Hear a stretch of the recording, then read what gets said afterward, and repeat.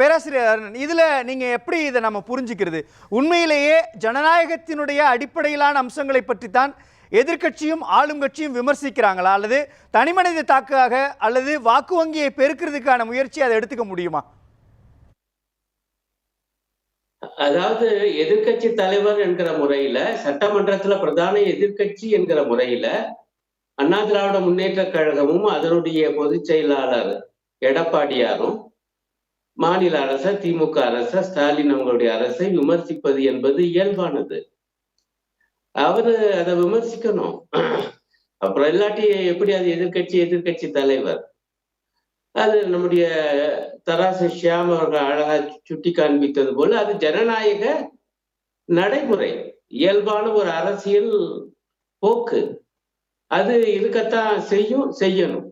உண்மையிலே என்னன்னா, எதிர்க்கட்சி தலைவர், எதிர்க்கட்சியாகி அதிமுக தனது இடத்தை எங்க பாஜகவுக்கு விட்டு கொடுக்குதோ என்றுதான் பல அரசியல் நோக்கர்கள் கூட சமீப காலம் வரை சொல்லிக்கிட்டு இருந்தாங்க. அப்படி கொடுத்துடாதீங்க, நீங்க தான் அந்த இடத்த இருக்கணும், நீங்க தான் சட்டமன்றத்துல எதிர்க்கட்சி தலைவர் என்றெல்லாம் கருத்துக்கள்லாம் வந்ததெல்லாம் நெறியாளரே உங்களுக்கு தெரியும். ஆகவே இப்ப கொஞ்ச காலமாக அவர் அப்படி எந்த ஸ்பேஸும், எந்த ஒரு வெளியையும் பாஜகவுக்கோ அல்லது அது புதுசா வேற இப்ப விஜய் கட்சி வந்திருக்கிறதுனாலையும் அவங்களுக்கோ போய்விடக்கூடாது என்று ஒரு துடிப்போட அவரு விடாம பேட்டிகள், அறிக்கைகள் விடுறாரு. அப்புறம் வரிசையாக சில போராட்டங்களையும் நடத்துறாரு.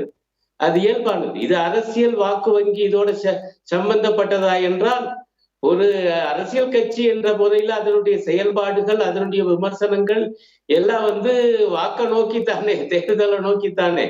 வாக்கு வங்கி தக்க வைப்பது அல்லது விரிவாக்குவது என்பதை நோக்கித்தான் இருக்கு. அதெல்லாம் தப்புலாம் சொல்ல முடியாது. ஆனா நான் என்ன பாக்குறேன்னா, அது அவர் சில அரசினுடைய குறைபாடுகளை சுட்டி காண்பிச்சு, மாநில அரசின் செயல்பாடுகளை சுட்டி காண்பிச்சு அறிக்கை விடலாம், பேட்டி கொடுக்கலாம், போராடலாம். இதுல 2 பாயிண்ட் இருக்கு. ஒண்ணு, இதுல போற போக்குல மட்டுமில்ல, அடிக்கடி அவர் என்ன சொல்றாருன்னா, இந்த 3.5 ஆண்டு கால திமுக ஆட்சியை விட தான் நடத்திய அதிமுக ஆட்சி, 4 ஆண்டு கால அதிமுக ஆட்சி ரொம்ப பிரமாதமானதுயா, அபாரமானது, அற்புதமானது.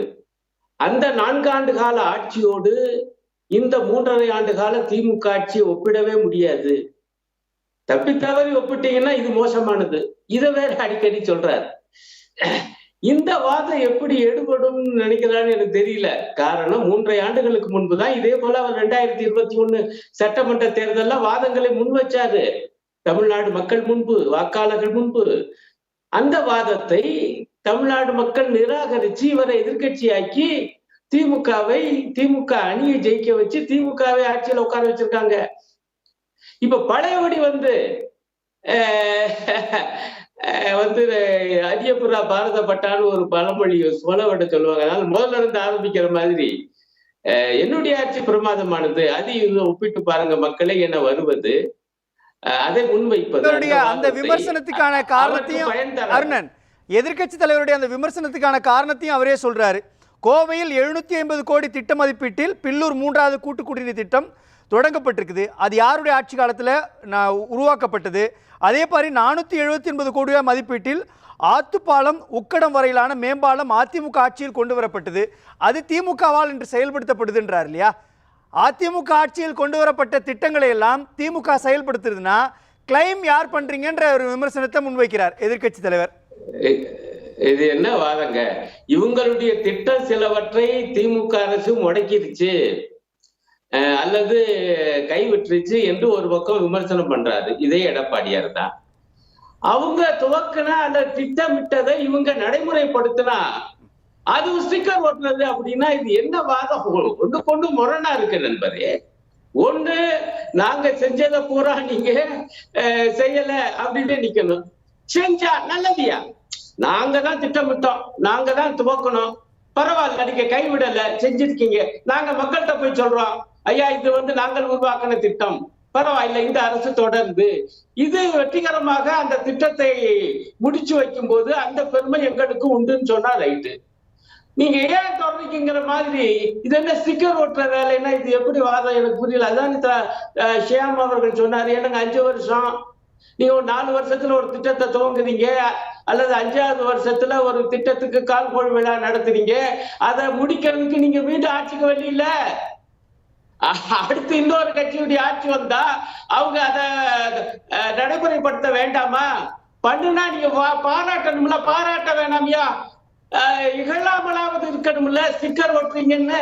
இல்ல அந்த திட்டம் தடுத்து நிறுத்தப்படலையா? அதுக்கான நிதி ஒதுக்கப்பட்டிருக்குது, அதெல்லாம் ப்ராசஸ்ல இருக்கிறப்போ அதை எப்படி திமுக கிளைம் பண்ண முடியும்னு கேட்கிறார். இப்போ கோயம்புத்தூர்ல இருக்கக்கூடிய அந்த திட்டம் நிறுத்தப்படல, அதுக்கு தேவையான நிதியை அதிமுக ஆட்சி காலத்திலேயே ஒதுக்கிட்டாங்க, அந்த திட்டம் செயல்படுத்திட்டு தானே இருக்கிறோன்றாங்க. ஆமாங்க, ஆனா செயல்படுத்துறது திமுக இவங்கதான் போயிட்டாங்க இல்லங்க. மக்கள் இவங்களை எதிர்கட்சி வரிசையில் உட்கார வச்சுட்டாங்களே, வச்சுக்குதுங்க. திட்டத்தை உருவாக்குனது மட்டுமில்ல, அது நிதியெல்லாம் ஒதுக்குனது எடப்பாடியார் தான். சரி, அப்ப அதை ஒதுக்குனது அமுல்படுத்தாம கடப்புல போட்டிருந்தா அது மோசம் இல்லையா? இது அமுல்படுத்துறாரு, அப்ப அதை வரவேற்கணும் இல்ல. நீங்க வேணா சொல்லுங்க, நாங்க தான் துவக்கணும், அந்த உண்மையை நீங்க சொல்லுங்க, உரிமை உங்களுக்கு உண்டு. ஆனா அமுல்படுத்துறத போய் கேள்வி பேசி இது ஸ்டிக்கர் ஓட்டுறீங்கன்னா அப்ப இந்த ஜனநாயகம் இல்ல. முதலமைச்சர் ஸ்டாலின் இந்த இடத்துட்ட ஆமா அவங்களுடைய ஆட்சி காலத்துல தொடங்கப்பட்டது, அவங்க ஆட்சி காலத்துல நிதி ஒதுக்கப்பட்டது, நாங்க எங்க ஆட்சி இருக்கிறதுனால அதை நாங்க திறந்து வைக்கிறோம் சொல்லலாம் இல்லையா? ஏன் முதலமைச்சர் அந்த தன்மைக்கு வர மாட்டேன்றார்? கடுமையான விமர்சனத்தை முன்வைக்கிறாரு. பொய்க்கு மேக்கப் போட்டால் உண்மையாயிடாது, அப்போ அம்பலம் ஆயிடும் அப்படின்ற விமர்சனம்ன்றது அதீதமான விமர்சனம் தானே அருணன்? இல்ல, அந்த விமர்சனத்துக்கு அடுத்து வரேன். அது எதை வச்சு சொன்னா நான் அதில் போற கேட்டுட்டு தான் வர்றேன். பட் இந்த பாயிண்ட்டுக்கு வாங்க. முதலமைச்சர் இது அதிமுக ஆட்சியிலே துவங்கப்பட்டது, முதலமைச்சராக இருந்த எடப்பாடியார் இதுக்கு நிதியை ஒதுக்கினார், இப்படி எல்லாம் சொல்லி நாங்க அதை தொடர்ந்து இப்ப முடிக்கிறோம் என்று சொல்லணும்னு நீங்க சொல்றீங்க. ரொம்ப கராரா சொன்னா நண்பரே நீங்க சொல்றது சரிதான். ஆனா எடப்பாடியார் அல்லது ஜெயலலிதா அம்மையார் அதற்கு முன்பு கலைஞர் கொண்டு வந்த திட்டங்கள்லாம் இது நடைமுறைப்படுத்துவாங்கன்னு வச்சுக்கோங்க, அப்பெல்லாம் இப்படித்தான் சொன்னாங்களா? இங்க இருக்கிற பாரம்பரியம் அதானுங்க. நீங்க எவ்வளவு பேசுறீங்க, அல்லது எடப்பாடியார் பேசுறாரு, இதே ஜெயலலிதா அம்மையார் என்ன பண்ணாங்க, முதலமைச்சர் கொண்டு வந்தாருங்க ஒரே பாவத்துக்காக புதிய சட்டமன்ற வளாகம், தலைமைச் செயலக வளாகத்தை கட்டினாரு.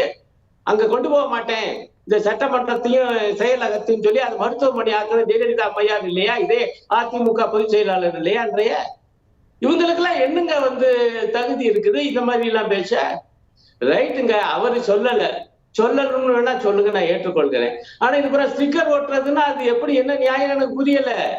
அடுத்த பாயிண்ட் நான் ஏற்கனவே சொன்னது, இந்த விமர்சனம் இருக்கு பாருங்க, அந்த விமர்சனம் எதை வச்சு தெரியுமா? நான் முதல்ல ஆரம்பிச்சேன் பாத்தீங்களா, என்னுடைய 4 ஆண்டு கால ஆட்சி அற்புதமான ஆட்சின்னு பேசுனதுக்கு தான் முதலமைச்சர் என்ன சொன்னாருன்னா, அது போய் அவருடைய ஆட்சி அற்புதமான ஆட்சி அல்ல, அது மோசமான ஆட்சி, அதைத்தான் நாங்கள் விமர்சனம் பண்ணோம் திமுக கூட்டணி, அதை ஏற்றுக்கொண்டு மக்கள் திமுக கூட்டணிக்கு வாக்களித்தார்கள் என்ன சொல்றாரு. அதனாலதான் அவர் நயம்பட சொல்றாரு, அது பொய், எடப்பாடியாருடைய ஆட்சி அருமையான ஆட்சி என்பது பொய், அந்த பொய்க்கு எவ்வளவு மேக்கப் போட்டாலும் பொய் மெய்யாகாது, மாறாக பொய் படிச்சன தெரியும்.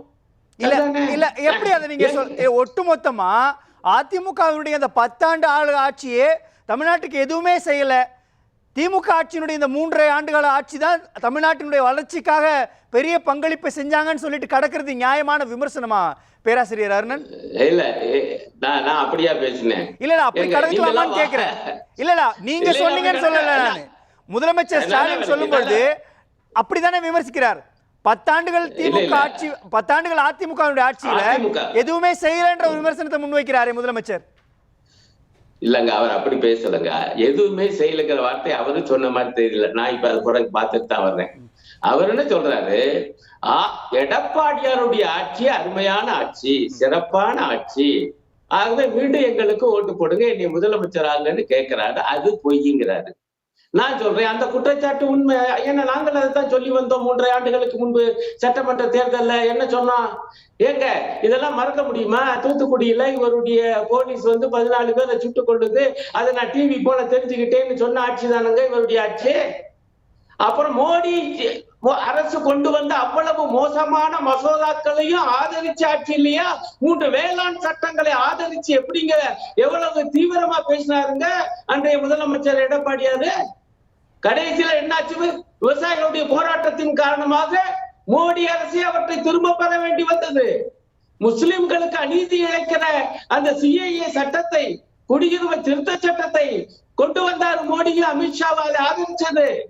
மாநில சுயாட்சியை உருவாக்கியவர் அண்ணா. ஆனால் டெல்லி நிர்வாகத்துடைய அதிகாரத்தை பறிச்சார், ஆதரிச்சாங்க. ஜம்மு காஷ்மீர் மாநிலம் அது மாநிலமே இல்லை என்று அந்த அந்தஸ்தை ஒழிச்சு 2 யூனியன் பிரதேசமாக நொறுக்கினாங்க. அதையே ஆதரிச்சு அந்த சட்டத்தை ஆதரிச்சவர் இவர். என்ன பேராசிரியர் அருணன், தமிழ்நாட்டினுடைய நலனுக்கு எதிராக அதிமுக ஆட்சி எந்த புள்ளியில நின்னுச்சு அதை மட்டும் விமர்சிக்கலாமே. ஒரே ஒரு கேள்வி. அவங்க முன்னாள் அமைச்சர் தங்கமணி சொல்றாரு 2023ல மரக்காணத்துல அவ்வளவு பேர் கள்ளச்சாராயம் குடித்து மரணிக்கிறாங்க. 2024ல கள்ளக்குறிச்சியில அதே மரணம் நடக்குது அப்படின்றப்போ இந்த ஆட்சியினுடைய நிலையை மக்கள் பார்க்கறாங்க இல்லையா? ஆனால் முதலமைச்சர் சொல்றாரு ஆட்சிக்கான சாட்சி என்பது மக்களினுடைய மலர்ச்சி தான் அப்படின்றார் இல்லையா? இந்த விமர்சனம் முன்னாள் அமைச்சர் தங்கமணியினுடைய விமர்சனத்தோடு ஒப்பிடுறப்போ தவறாப்படுது இல்லையா? ஏறக்குறைய அங்க ஒரு 23, இந்த வருஷம் ஒரு 63ன்றப்போ மரணங்கள் ஓலங்கள் அதிகமா இருக்கின்ற பார்வை அதிமுக முன்வைக்குதே. அது ஒண்ணும் தப்பு இல்லைங்க. நான் தப்புன்னு சொல்லல. ஏன்னா நாங்களே விமர்சனம் பண்ணியிருக்கோம். நீங்க மரக்காணத்துல இருந்து நம்ம படிப்பினை பெறல, ஆகவேதான் கள்ளக்குறிச்சியிலும் இது கொடூரமான அநியாயமான அந்த கள்ளச்சாராய சாவுகள். ஆகவே அரசு இன்னும் கவனமாக இருந்திருக்கணும். ஆகவே இன்னும் அடுத்தடுத்து இதையெல்லாம் தடுப்பதற்கான முறைகளுக்குள்ள நம்ம போகணும் என்று மார்க்சிஸ்ட் கம்யூனிஸ்ட் கட்சியும் நாங்களும் குறை சொல்றோம். ஆனா நீங்க முதல்ல எழுப்பின பாயிண்ட் அது அல்ல. மாநில உரிமை, மாநில மக்களுக்கு என்ன அநீதி செஞ்சான்னு கேக்குறீங்களே. உதய் மின் திட்டத்தை ஜெயலலிதா அம்மையார் மறுத்து கொண்டே வந்தாங்க. அதை ஆதரிச்சது அதிமுக தலைவர்கள் இல்லையா, அரசு இல்லையா? நான் இப்படி ஒவ்வொன்றா சொல்லட்டுமா? இதே ஆளுநர் எவ்வளவு அடாவடித்தனம் அன்னைக்கு பண்ணாரு. அன்னைக்கு இருந்த ஆளுநர் இந்த அரசுக்கு ஆதரவாக போராடினது மார்க்சிஸ்ட் கம்யூனிஸ்ட் கட்சியும் திமுகவும். அந்த 7.5% சட்டமன்றம் நிறைவேற்றினதை கையெழுத்து போட மாட்டேன்னாரு மனுஷரு. கையெழுத்து போடுங்க என்று முற்றுகை போராட்டம் நடத்தணும் மார்க்சிஸ்ட் கம்யூனிஸ்ட் கட்சி, அடுத்து திமுக. சரி, நல்ல வேலையாக சரியான ஒரு நடவடிக்கை எடுத்து ஒரு ஜீவோ ஒன்றை போட்டு விட்டாரு, நிர்வாக உத்தரவு ஒன்றை. ஆகவே அந்த 7.5% வந்துச்சு. அப்படி அவருக்காக நாங்களும் போராடணும். ஆனா இன்றைய ஆளுநர் இப்ப கூடங்க, இப்ப ஆளுநர் மாளிகையில ஒரு விழா நடத்துறாராம். அந்த விழாவுல வள்ளுவரை பத்தி அவர் ஏதோ கருத்தரங்கமா வள்ளுவருக்கு அழகா அப்படியே அதாவது காவி உடை அடிச்சு வச்சிருக்காரு. அரசுடைய அதிகாரபூர்வமான வள்ளுவர் படத்தை போடாமல் அடாவடித்தனமாக இந்த மாதிரி காவிச்சாயம் பூசுகிற பாஜகவுடைய கோட்பாட்டை அப்படியே படமா வரைஞ்சு அவர் வெளியிட்டு இருக்காருங்க. பாத்தீங்களா இல்லையா? பேசலாம்.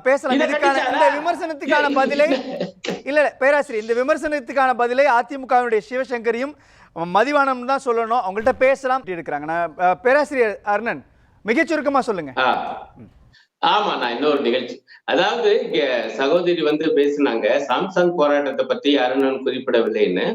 அது தமிழ்நாட்டுக்கே தெரியும். அந்த போராட்டத்தை நடத்திய வீரம் செறிந்த அந்த அமைப்பு CITU, அந்த போராட்டத்தை முழுமையாக ஆதரித்த கட்சி மார்க்சிஸ்ட் கம்யூனிஸ்ட் கட்சி. அந்த போராட்டம் இன்னும் கூட சரியான முறையில முடியல. அந்த நிர்வாகம் தொடர்ந்து தொழிலாளர்களை பழிவாங்கி வருகிறது. எங்களுடைய CITU சங்கத்தை பதிவு செய்ய மாநில அரசு, திமுக அரசு இன்னும் அதற்கான உரிய நடவடிக்கை எடுக்கவில்லை. இதை நாங்கள் இப்பொழுது கூட கண்டித்து நேற்று கூடிய மார்க்சிஸ்ட் கட்சியுடைய மாநில குழு தீர்மானம் நிறைவேற்றி இருக்கிறது என்பதை நான் பதிவு செய்தேன். ஆனா அதிமுக அதிமுக தலைவர் எடப்பாடியார் போராடி கொண்டிருக்கும் பொழுது அந்த ஏரியா பக்கமே வரலங்க. ஏங்க வரல?